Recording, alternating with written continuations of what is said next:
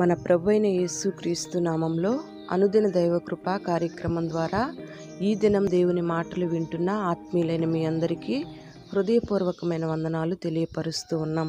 ఆయన ఉన్నతమైన కృప మీకు తోడై ఉండును గాక. ఆమేన్.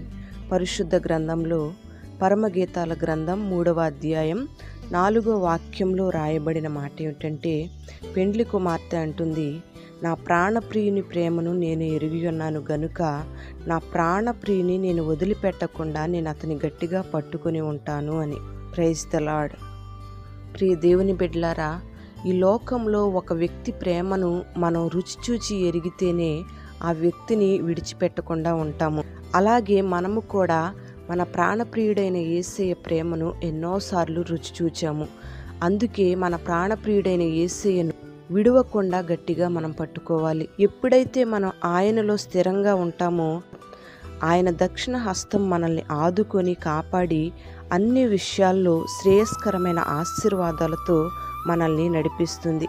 మనం ఆయన్ని పట్టుకొని వెంబడిస్తే మన బ్రతుకు దినములన్నిటా కూడా ఆయనే మనల్ని స్థిరంగా పట్టుకునేందుకు దేవుడు కృపను అనుగ్రహించి సహాయం చేస్తాడు. ఆయన్ని గట్టిగా పట్టుకోవడం అంటే ఆయన్ని పరిపూర్ణంగా నమ్మడం. కాలేబు యెహోషువ అనేవారు పూర్ణ మనస్సుతో దేవుణ్ణి అనుసరించి దేవునికి ఇష్టలుగా మార్చబడ్డారు. దేవుడే వారిని గూర్చి సాక్ష్యమిస్తూ వచ్చాడు. వారు దేవుణ్ణి గట్టిగా పట్టుకున్నారు గనుకే వారి యొక్క అరణ్య మార్గం అంతటిలో దేవుడు వారికి తోడయుండి వారిని కాపాడుతూ వచ్చాడు. అరణ్య మార్గములో వారు నడవడానికి దేవుడు కృపను అనుగ్రహించాడు. దేవుని మీద ఆనుకొని దేవుణ్ణి పరిపూర్ణంగా నమ్మడం వల్ల కాలేబు యెహోషువలను దేవుడు విడిచిపెట్టకుండా పాలు తేనెలు ప్రవహించే దేశంలోకి ప్రవేశపెట్టాడు. Praise the lord. ఆ రీతిగానే రాజుల 2వ గ్రంథం 2వ అధ్యాయం 1 నుంచి మనం గమనించినట్లయితే, ఎలీషా ఏలియా యొక్క యథార్థమైన పరిచారకుడై ఉండెను. అతనితో ఉండి అతని హృదయానుసారుడుగా నడుచుకుని అతని హృదయమునకు విశ్రాంతి కలుగు చేయువాడై ఉండెను అని వ్రాయబడి ఉంది. Praise the lord. ఇక్కడ ఏలియా యొక్క ఎలీషా అనే పరిచారకుడు ఏలియా యొక్క ప్రేమను రుచిచూచి ఎరిగాడు. అందుకే ఏలియా యొక్క హృదయానికి ఇష్టంగా నడుచుకున్నాడు. ఏలియా యొక్క హృదయానికి విశ్రాంతిని కలుగు చేస్తూ వచ్చాడు. మరణాన్ని రుచి చూడకుండా ఏలియా పరలోకానికి అగ్నిరథాల మీద కొనిపోబడిన సంగతి మనకి తెలిసిందే. ఏలియా పరలోకానికి కొనిపోబడే సమయం వచ్చింది. ఆ సమయంలో ఏలియాను వెంబడించే విషయంలో ఎలీషా ఏ ఒక్క క్షణం కూడా నిర్లక్ష్యం చేయలేదు. అతన్ని వెంబడించే విషయంలో ఏలియా అతన్ని 3 పర్యాయాలు అడ్డగించినప్పటికీ కూడా అతడు కడ వరకు నమ్మకంగా అతన్ని వెంబడిస్తూనే ఉన్నాడు. ఏలియా దేవుడు నన్ను బేతేలుకు వెళ్ళమన్నాడని, యెరికోకు వెళ్ళమన్నాడని, యోర్దాను నది దాటవలసి వచ్చిందని 3 సార్లు నువ్విక్కడే ఉండు, నేను వెళ్తాను అని ఏలియా పరిచారకుడైన ఎలీషాతో చెప్పినప్పుడు, పరిచారకుడైన ఎలీషా అంటాడు కదా, నేను ఏమాత్రం నిన్ను విడువను, నిన్ను ఎడబాయను అని ఏలియాతో ఒక ఒడంబడిక చేశాడు. ఏలియా ఎక్కడికి వెళ్తే అక్కడికి వెళ్ళాడు. యోర్దాను దాటవలసిన సందర్భంలో కూడా భయపడి ఏమాత్రం వెనుతిరిగి రాకుండా ఏలియాను వెంబడిస్తూనే ఉన్నాడు ఎలీషా. దైవజనుడైన ఏలియా ప్రేమను రుచి చూచాడు గనుకే అతన్ని విడిచిపెట్టకుండా వెంబడించాడు ఎలీషా. ఈ కారణాన్ని బట్టే ఎలీషా 2 అభిషేకాన్ని పొందుకున్నాడు. ప్రియ దేవుని బిడ్డలారా, ఎలీషా ఈ 2 పాళ్ళ అభిషేకాన్ని పొందుకోవడానికి గల కారణం ఏమిటంటే, ఎలీషాకు యోర్దాను లాంటి సమస్యలు ఎదురైనప్పటికీ కూడా ఏమాత్రం దేవుణ్ణి విడిచిపెట్టలేదు.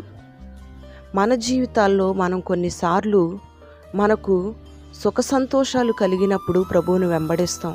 కొన్ని అరణ్య మార్గాలు, కొన్ని యోర్దాను దాటవలసిన అనుభవాలు ఎదురైనప్పుడు ప్రభువును విడిచిపెట్టి వెనుదిరుగుతాము. అందుకే మన జీవితాల్లో కొన్నిసార్లు ఆశీర్వాదాలను పోగొట్టుకుంటాం. 2 ఆశీర్వదించబడవలసింది పోయి శాపాన్ని అనుభవించాల్సిన పరిస్థితులు ఎదురవుతూ ఉన్నాయి. ప్రియ దేవుని బిడ్డ, నీ జీవితంలో చెప్పుకోలేని సమస్యల చేత, తగ్గని రోగాల చేత, ఆర్థికమైన ఇబ్బందుల చేత, మాట వినని పిల్లల చేత, నలుదిక్కులా సమాధానం లేని పరిస్థితులతో కలుగుతున్న ఈ తెగుళ్ల చేత నలుదిక్కులా నెమ్మది లేని పరిస్థితులతో అరణ్యము లాంటి అనుభవాల్లో నడిపించబడుతూ ఇక ఈ యోర్దానుని నేను దాటగలనా అని కృంగిపోతూ కుమిలిపోతూ ఉన్నావేమో.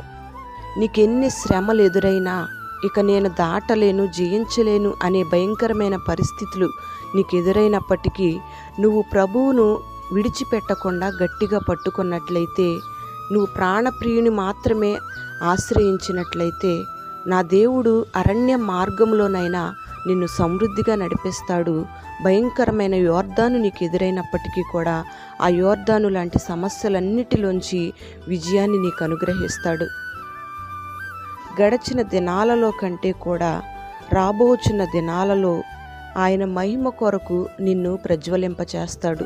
ఇప్పటికే ఆయన ప్రేమను నువ్వు నీ జీవితంలో ఎన్నోసార్లు గుర్తించావు.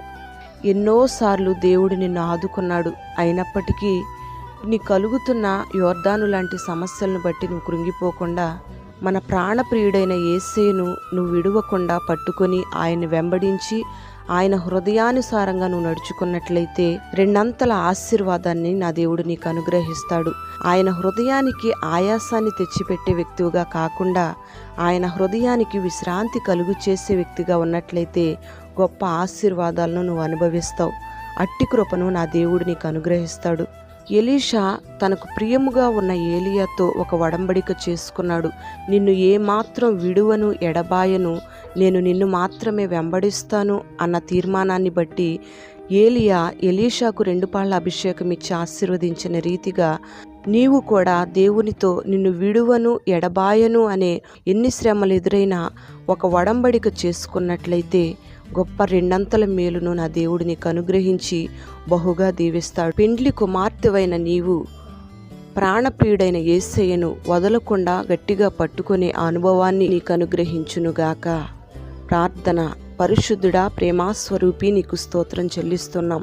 ఈ దినం ఈ మాటలు విన్న నీ బిడ్డల్ని పేరు పేరున దీవించమని ప్రార్థన చేస్తూ ఉన్నాం. ప్రాణప్రియుడవైన నిన్ను, నీలో ఉన్న ప్రేమను ప్రతి ఒక్కరూ రుచి చూచి తెలుసుకోవడానికి మీరు సహాయము చేయండి.